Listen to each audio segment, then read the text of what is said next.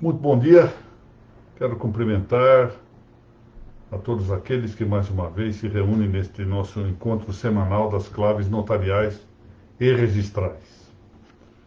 Meu primeiro agradecimento é dirigido, como não poderia deixar de ser, à Noreg do Paraná, que me dá o assento virtual importante nesta página primorosa e de muito prestígio dessa entidade paranaense. Duas notícias, inicialmente. Curiosamente, com um ponto de correlação. Havia um grande compositor paraense, um engenheiro, chamado Willy Blanco, que dizia que há coisas que ao mesmo tempo servem para rir e servem para chorar. E há notícias assim, que se correlacionam de algum modo. Comecemos pela notícia infausta, que eu quero aqui apontar os meus sentimentos de solidariedade pelo falecimento da doutora Zuleika Raik Vitorassi, que foi titular do segundo cartório de protesto de São José dos Pinhais. E acontece que a doutora Zuleika Raik Vitorassi, como se verifica de seu sobrenome, é tia materna do desembargador, meu querido amigo Fábio Raik Della Vecchia. Aí vem justamente a correlação e a notícia que nos deve alegrar nesse momento, de algum modo compensatório, compensador, ainda que talvez em menor grau, ou em situações distintas da morte da doutora Zuleika, que é o fato, esse sim que me alegra, de o desembargador Fábio ter ontem se empossado no órgão especial do Egrégio Tribunal de Justiça do Paraná. Então ficam aqui consignados o meu cumprimento ao desembargador Fábio e meus votos de pêsames à enlutada família da doutora Zuleika. Muito bem. Antes de prosseguir, queria anunciar também que na sexta-feira, que vem agora, acho que é dia 5, se não me engano, às 17h30, seja um horário novo, horário diverso daquele que era o habitual para essa realização, vamos retomar as atividades do Pinga Fogo, pela Anoreg do Paraná, com a presença do Dr. Fernando, assessor da Anoreg, da presidente Mônica Guimarães de Macedo Della Vecchia, da professora Isabela Bicalho, que eu vejo aqui já na página, e aqui apresento meus cumprimentos, da doutora Larice Moura, doutora Bernadette de Onero, doutora Cláudia Rosa. Não sei se esqueci de mais alguém.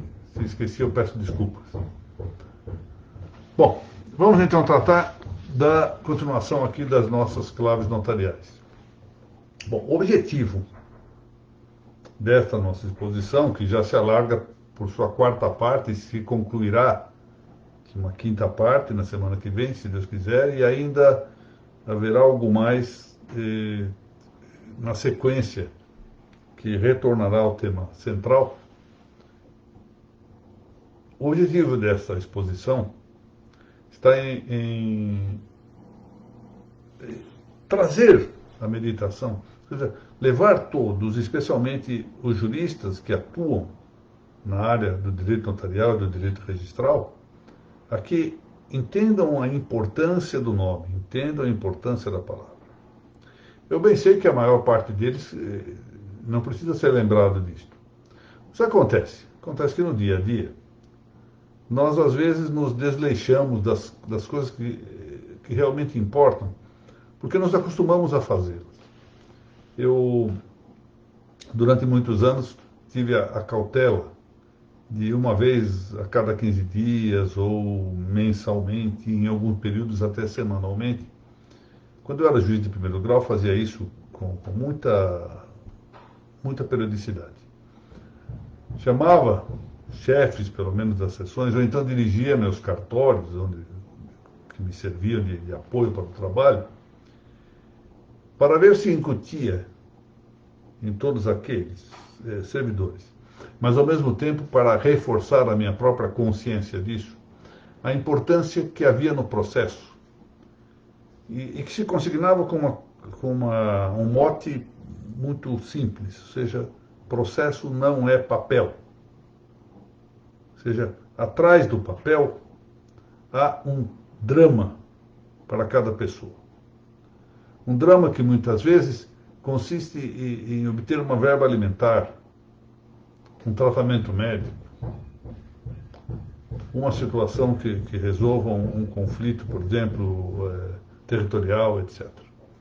E se nós compreendemos que o papel é mera expressão de uma tragédia, muitas vezes, de um litígio, de um drama, etc., nós atuamos de uma maneira mais consciente nas coisas que estamos fazendo. Elas perdem, assim, essa tendência de burocratização que vem da rotina, né? De praticar várias vezes a mesma coisa, nós tendemos a nos tornar burocratas. E da mesma sorte, também para as atividades extrajudiciais, é preciso que meditem todos sobre a importância do nome. Não é só do nome considerado subjetivamente, ou seja, o nome das pessoas, embora seja esse um dos aspectos fundamentais a considerar. Do nome enquanto palavra, do cuidado que se deve ter com aquilo que se vai documentar, seja, por exemplo, numa escritura notarial, numa ata notarial, seja nas inscrições registrais. Por isso eu tenho insistido muito neste assunto, normalmente num tempo em que tem havido uma forte desconstrução dos nomes, ou seja, uma certa tendência à ambiguidade na linguagem, o que se tem chamado de circiterismo, ou seja, algo que pode ser de um jeito ou de outro. O artigo 236 da Constituição Federal, vigente, Constituição de 88, é um exemplo clássico de circiterismo normativo. A norma diz pouquíssimo, ela é ambígua e há possibilidade, eu não quero afirmar que seja assim, seria leviano fazê-lo sem ter elementos bastantes, mas que isso tenha sido mesmo adotado de maneira propositada, para permitir não só a aprovação do texto constitucional, onde havia fortes correntes num sentido ou no outro, mas para permitir que a legislação futura ordinária tivesse maior liberdade de atuação do que se estivesse amarrada por um texto constitucional seguro. Sabe-se, por exemplo, que na Espanha isso foi objeto de considerações dos constitucionalistas, no sentido de que havia normas da Constituição espanhola propositadamente ambíguas, anfibológicas, para permitir futuras aclimatações do texto normativo. Bom, então vamos aqui. O texto será publicado amanhã, um documento, resumo da nossa exposição de hoje. A publicação do texto se faz posteriormente à exposição, por uma sugestão da doutora Mônica, que me pareceu muito bem, e se publica na página da Noreg do Paraná. A palavra, ou seja, o nome. Isso já consta da doutrina de Aristóteles. No primeiro capítulo da Política, ele deixa claro que a palavra existe com a finalidade de tornar expresso, manifesto, o que é bem e o que é mal. Ou seja, o bom e o mal. O justo e o injusto. Porque é a comunidade dessas coisas, do bem e do mal, do bom e do mal, o justo e o injusto, o verdadeiro e o falso. A comunidade dessas coisas é o que constitui, de maneira firme, as entidades naturais da sociedade política, marcantemente a família e o Estado, a que se refere Aristóteles. Ou seja, são associações naturais, são comunidades jurídicas naturais. Ainda que as palavras sofram, de fato, mudanças ao largo de sua história, existem mesmo chamados câmbios ou dinâmicas antitéticas, ou seja, elas mudam, às vezes, de ponta cabeça, revertem exatamente a sua posição, elas devem tender à estabilidade. O mais possível, a nossa linguagem deve ser estável, até para seguir um preceito evangélico. Sim, sim, não, não. Que o seu sim seja sim, que o seu não seja não. Traduzindo para o português coloquial, pão, pão, queijo, queijo. O fato é que de vez em quando elas mudam, mas nós devemos o mais possível tratar de conservar a sua função de estabilidade, porque a estabilidade da palavra corresponde à estabilidade comunitária. A revolução da palavra, a revolução comunitária. De vez em quando elas mudam, porque as palavras nascem, vivem e morrem. Então, assim, a palavra, por exemplo, a palavra testamento.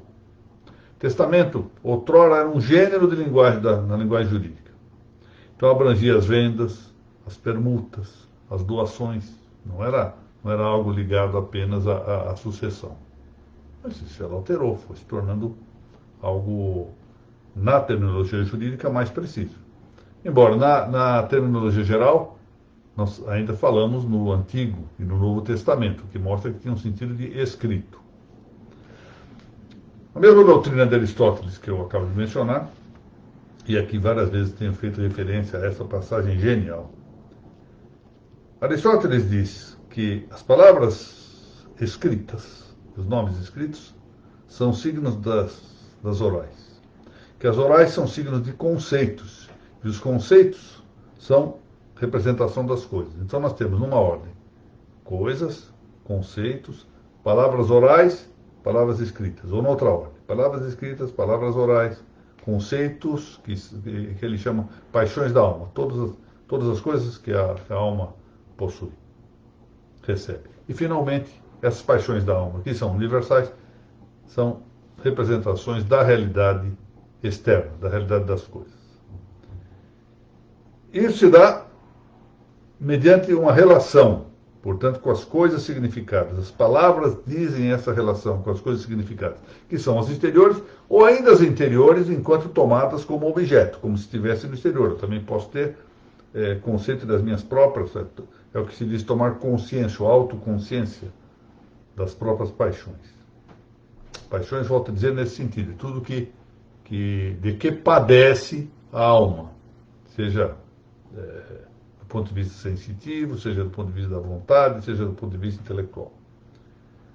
Bom, claro que se há uma relação final entre as palavras, sejam orais, sejam as escritas, com as coisas representadas, se nós desordenamos essa relação, ainda que rompendo um de seus extremos, o que nós desordenamos também é o conhecimento das coisas. E, com isso, a boa convivência humana. Há uma observação muito interessante feita por dois autores contemporâneos, Contreras e Poole, uma obra muito, muito interessante, que dizem que o idioma é uma expressão de necessidade universal e, por isso mesmo, é uma necessidade partilhada por todos os homens. Eles dão um exemplo interessante, porque eles dizem, olha, se nós não tivéssemos esse caráter universal, ou seja, uma comum estrutura lógica na linguagem, veja, nós podemos variar os idiomas. E no tempo e no espaço, assim fazemos. Hoje mesmo temos centenas e centenas, para não dizer milhares de idiomas vigentes no mundo. Mas a estrutura lógica do idioma é a mesma.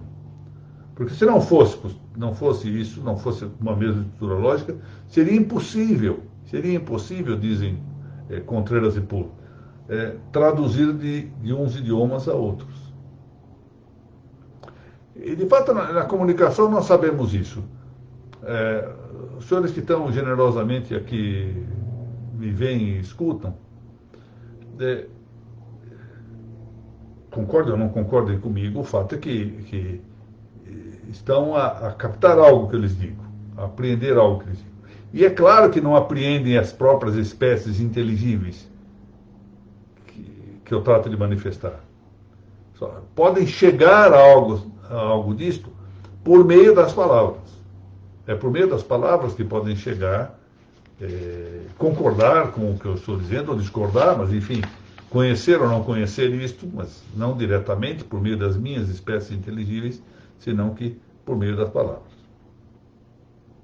Ora, Diante disso, existe uma coisa que é o chamado abuso semântico. A expressão foi utilizada, quando não propriamente cunhada, por um grande autor contemporâneo, dos melhores autores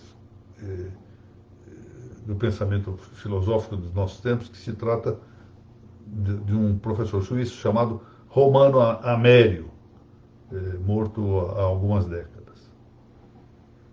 Ele diz que é um abuso semântico a mudança arbitrária, despótica da compreensão dos nomes. Em alguns casos, esse despotismo ou arbitrariedade pode ser mesmo intencional, ou seja, muda-se propositadamente o significado de uma palavra. Gráfico, nesse sentido, é um episódio caótico, né? Anárquico. No livro Alice no País das Maravilhas, de Lewis Carroll, eu tenho já mencionado várias vezes isso como um paradigma dessa anarquia intencional, no uso das palavras. Ali nesse livro, uma personagem, Humpty Dumpty, que possui um vocabulário singular, ou seja, cria um vocabulário só para ele, usa as palavras como bem lhe parece. Ele diz isto, traduzo assim livremente. Quando eu uso uma palavra, ela significa exatamente o que eu quero que ela signifique. Nem mais, nem menos. Ou seja, eu uso do jeito que eu quiser. Ou seja, desaparece a importância da palavra para o convívio social. Bom, nós vivemos tempos particularmente característicos de mutações arbitrárias no significado das palavras. Vai muito longe aquele tempo em que havia uma reverência ritual aos nomes. Assim, no Antigo Testamento, estou dando aqui esse exemplo, a leitura das palavras da lei se fazia, eles liam a lei na festa do tabernáculo. A festa do tabernáculo ocorria no ano sabático, quer dizer, de 7 anos. E por que eles liam a lei?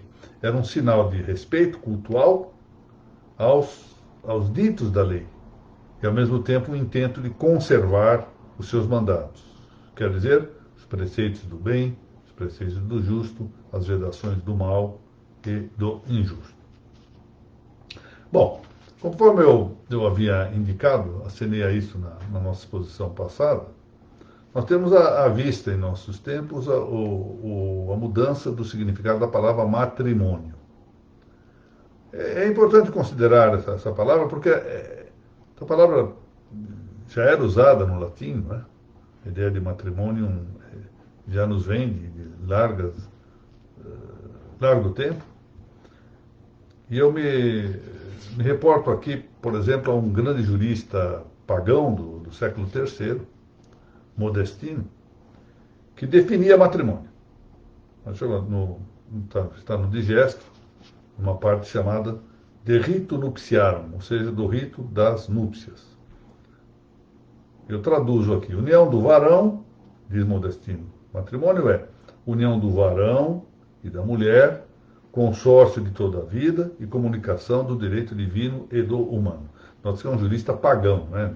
Guardemos isto para não imaginar que isso esteja influenciado pelo cristianismo então nascente.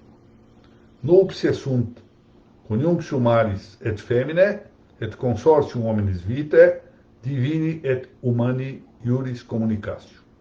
União do varão e da mulher, consórcio de toda a vida e comunicação do direito divino e do humano. Não muito diferente foi essa outra noção indicada por Justiniano, já então 2 séculos depois. União do varão e da mulher que compreende o comércio indivisível da vida. Nuptia sibi matrimônio et viri et mulieris conjunctio. Individuum vitae consuetudinem continens. Isso é num escrito que se designa de pátria potestate.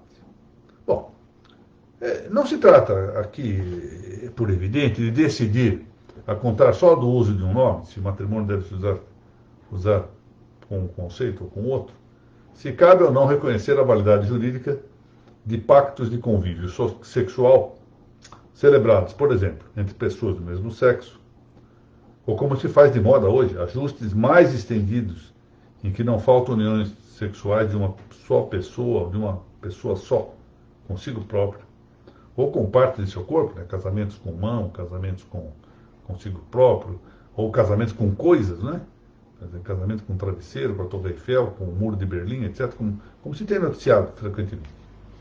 Bom, claro, essa realidade não depende do nome com que se queira designá-lo. Não depende do nome. Eu posso designar isso de um jeito ou de outro, essa realidade continua a existir.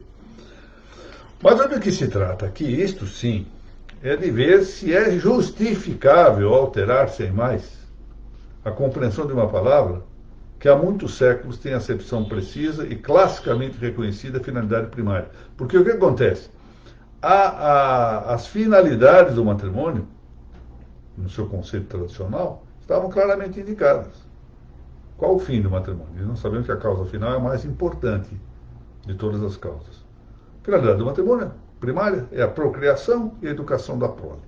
Então eu leio aqui dois autores, o Félix Capello e Marcelino Zalba, dizendo exatamente isso. Finis primarius matrimoni et procreatio et educatio prolis, e Zalba. Finis matrimoni essentialis et operes est primarius procreatio atque educatio prolis. Ou seja, educação da prole, procriação e educação da prole. Isso desaparece com o novo conceito de matrimônio. Então, não se trata, evidentemente, não estou aqui examinando a validade jurídica, e mais ainda a validade moral, desses pactos de convívio. Seja com coisas, seja com animais, seja consigo próprio, seja com partes do próprio corpo, etc. Não se trata de verificar isso. O que se trata de verificar se era possível que esses pactos se abandeirassem de uma palavra que tinha uma significação precisa ao longo do tempo. Esse é o problema. E nós passemos a chamar de qualquer modo todas as coisas. A verdadeira anarquia está nisso. Eu, há tempos atrás eu já mencionei isto e eu acho curioso, vale a pena ver. No filme A Vida de Brian, há uma passagem que um centurião romano se acerca do Brian, que está pichando com um mau latim as paredes os muros da cidade de Jerusalém, penso que era Jerusalém, para mandar os romanos de volta para casa. Fizeram uma subversão da natureza política. O centurião não se preocupou com o problema político, a discussão política podia fazer-se. O que deixou o centurião muito irritado, embora talvez não tenha sido este o intento original do filme.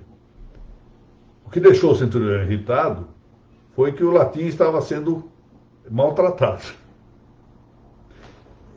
Bom, é possível que os diretores do filme quisessem com isso criticar a metódica com que se ensinava o latim, o terror com que se desse, ao mesmo tempo, talvez indicar a falta de inteligência do centurião romano, ao corrigir desse modo o Brian, porque ele manda o Brian pichar não sei quantas dezenas de vezes a frase correta do latim na parede. Mas, portanto, há algo que, escapando ou não da visão dos diretores do filme, mostram. Ou seja, os romanos não se preocupavam com o debate político. O debate político deve ser livre, segundo os romanos. Hoje nós estamos vendo isto, não é? A grave dificuldade de enfrentamento de ideias no plano político, relativamente, por exemplo, a esta política pública referente à doença de Turno. Ou seja, etiqueta-se, seja de um lado quem esteja a favor de determinada prática, seja de outro lado os que estejam a favor da prática contraposta.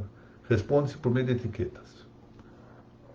Sem que o debate político, nesse caso um debate que teria também aspectos científicos a considerar, possa ser alçado ao plano da liberdade.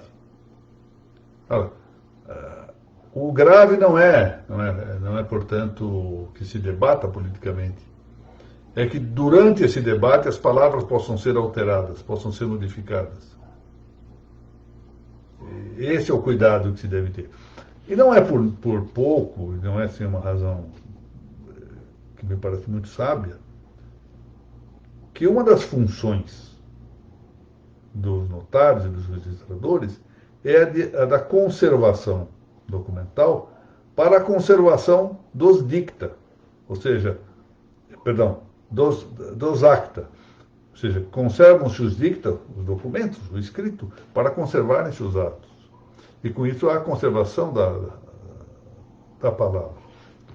Por que é, portanto, que se chama em Portugal de conservadoria ou conservatória os registros, de conservador o registrador? Exatamente porque ele conserva alguma coisa. Ele conserva os documentos, é certo. Mas ao conservar os documentos, ele acaba conservando o nome em toda a sua extensão, ou seja, na forma como ele se exprime, literalmente, e supõe-se que com fidelidade é o que se exprimiu oralmente antes, na forma como ele representa conceitos ou paixões da alma e na forma como mais além vai representar a realidade das coisas. Muito bem, nós prosseguiremos, ultimaremos esse tema da atribuição de nome na próxima semana, se Deus quiser. Nesta semana ainda teremos, amanhã, a continuação da série Registros sobre Registros. A propósito desse tema, eu observo que o quarto tomo do livro Registro sobre Registros já está aqui, ó, terminando a minha revisão. Está sendo difícil rever, porque é um livro muito longo, mais ou menos umas 400 páginas, mas eu espero terminar hoje. Já está, portanto, no prelo, graças ao empenho da zelosa editorial Lepanto, a quem deixo publicamente o meu testemunho de reconhecimento. E também observo que dois cursos de pós-graduação estão se projetando na área das notas dos registros para o mês de março. Um deles, que está presente a professora Cátia Jonas Dias, a quem apresento meus cumprimentos e agradeço a colaboração por ser assistente lá agora se chama Centro, esqueci o nome, doutora, mas Antiga Faculdades Integradas de Guarulhos. Esse era o nome conhecido da Faculdade de Guarulhos. Agora parece Centro Universitário, alguma coisa de Guarulhos, mas enfim, depois se verá isso melhor. E ao mesmo tempo se fará também no Centro Universitário Ítalo-Brasileiro, um outro curso de pós-graduação sobre notas e registros. Ambos os cursos, sob a minha, para a honra minha, diga-se de passagem, sob a minha coordenação, com programas substancialmente diferentes e com metódica também diferentes. Portanto, ambos podem conviver perfeitamente. E, além disso, a última coisa é relembrar que na sexta-feira, às 17h30, teremos o retorno do Pinga Fogo,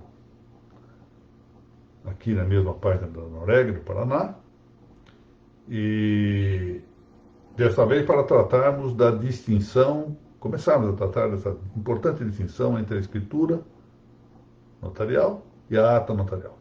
Vamos ouvir aqui as moças especialistas nesse assunto e aprendermos um tanto da prática destas importantes espécies de instrumentos públicos. Doutora Cátia Saldei, doutora Mônica, novamente muito obrigado e meus cumprimentos. Professora Isabela Bicalho, cumprimentos. Professora Cláudia Rosa, meus cumprimentos. Maria Augusta, futuro do nosso registro. Prezado doutor Fernando Abreu Costa Júnior, vemo-nos ao menos virtualmente na sexta-feira, até que, quem sabe, olha, fica lançada a ideia aqui no ar, além da instalação da academia, que já a qualquer momento poderá ocorrer aí no Paraná. 2, a possibilidade de que uma das aulas, seja das claves, seja do registro sobre registro, ou até das duas, nós façamos alguma vez ao vivo aí no presencial, né? Ao vivo será, mas presencial aí em Curitiba. Além disso, quem sabe, doutor Fernando, conseguimos algum dia desses fazer um pinga-fogo presencial. Seria extraordinário, seria extraordinário. Fica a ideia lançada. Dr. Mário Martinelli, prezadíssimo, muito obrigado. Ah, desembargador Fábio. Então, reitero os meus sentimentos de solidariedade pela morte da doutora Zuleika, sua tia materna. Enfim, todos nós um dia haveremos de chegar a esse mesmo desastre de vida. E o que temos de fazer é viver bem, não é? Viver pensando nessa nossa destinação final, em vez de ficar vivendo só o momento presente. Momento presente, né, com as suas circunstâncias só materiais, não é? Mas, ao mesmo tempo, não posso deixar de alegrar-me com o empossamento do desembargador Fábio, meu estimadíssimo amigo, no órgão especial do Tribunal de Justiça do Paraná. Aliás, alegre deve estar o Tribunal de Justiça do Paraná por ter incorporado ao seu órgão superior um jurista, uma pessoa, mais que um simples jurista, uma pessoa com a alma nobre do desembargador Fábio. Prezado doutor Valdecir Castiglione, meu amigo, muito bom dia. Professora Mariana Martins faz parte lá do nosso corpo docente do Centro Ítalo-Brasileiro. Sônia Batista, muito bom dia, obrigado pela presença. Maria Isabel Dipp, em algum lugar já vi este nome. Só me falta ser a mãe do Joaquim, não é? Pois é, Cláudia Rosa, casamento com parte do próprio corpo. Faça uma pesquisa na internet e vai verificar que já houve vários casos de casamento com a própria mão. Essa coisa, ou seja, a palavra casamento o matrimônio começou a tomar outro sentido. É exatamente esse o tema que se quer criar. Cada um case ou se junte do jeito que lhe parece bem. Isso faz parte da vida pessoal, da vida individual de cada um decide o que cabe. Agora, as designações, o problema agora se torna social, político, jurídico, se essas designações podem ser flutuáveis. Uma espécie de Alice no País das Maravilhas. Prezadíssima Thaís Camati, muito bom dia. Lá está o nome. A doutora Kátia, sempre atenta, acaba de dizer que as faculdades integradas de Guarulhos, de que eu gosto tanto, lá tem a figura notável da professora Osana, que é de uma cortesia muitíssimo acima da média. Essas faculdades integradas de Guarulhos agora se chamam Centro Universitário FIG-Unimesp. Aí uma mudança. Centro Universitário FIG-Unimesp. Muito bem. Doutora Karina Bilobran, muito bom dia. Pois bem, e assim terminamos o nosso encontro de hoje das claves notariais.